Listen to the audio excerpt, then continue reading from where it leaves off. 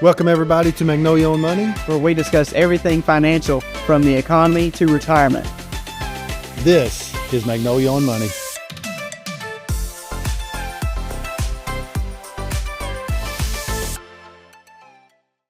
Welcome back everybody. Today's show we're going to continue the retirement checklist for federal employees. We did the 1 year, your first year of work, then we looked at 10 years out. Now we're getting really close. So we're 3 to 5 years out.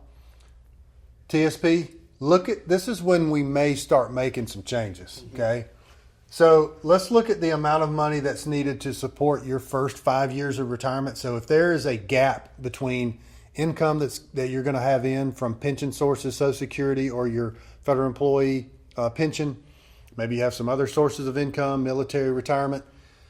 If there's a gap between what's coming into your house, your income sources, and what you're spending or your lifestyle, and you need money from TSP, you may want to look at segmenting some of that money to the more conservative fixed accounts or low risk accounts, so that if when you retire in the next 3 to 5 years, markets are down, you're not having to sell securities from something that may be down. You've got that money set aside. So that's right. Something to look at.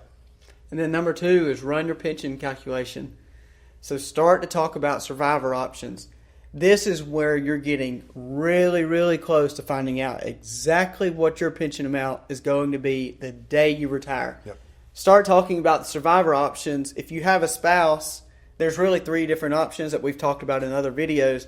But really get to deep diving into those options and see what fits your financial plan. Yep. And then life insurance, do you still need it? Cost, all of those things. Health benefit.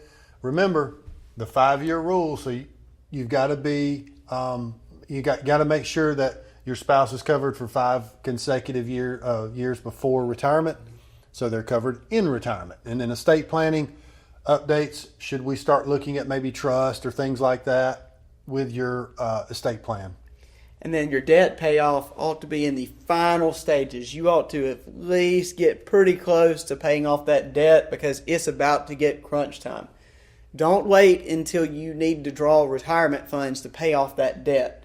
You need to be tackling that debt really 10 years out, and then by the time we're getting to this time period of where we really need to start. You should be close. Yeah, you should be close. We put this in here. Do the house updates and things that you've put off. Try not to wait till retirement.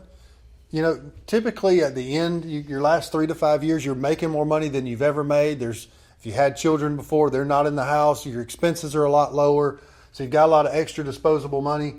Maybe you go ahead and start doing those house renovation things you've been putting off and wanting to do. Don't wait till you retire when that income's gone. It's a lot easier to do some of those things, in your final years where you really have a lot of income, typically, and your expenses are a lot lower. And then income plan, we always say this, you need to have that, review it, make sure that it still makes sense. And then, last of all, start your Social Security discussions. So this is 2-pronged with FERS employees. There's Social Security that could start as early as 62, but there's also the special retirement supplement that could be a gap if you retire before the age of 62 and you qualify for that supplement. Yep. So once again, this is our 3 to 5 year out checklist. Hope it helps. And as always, y'all have a great week. God bless. We'll talk to you soon.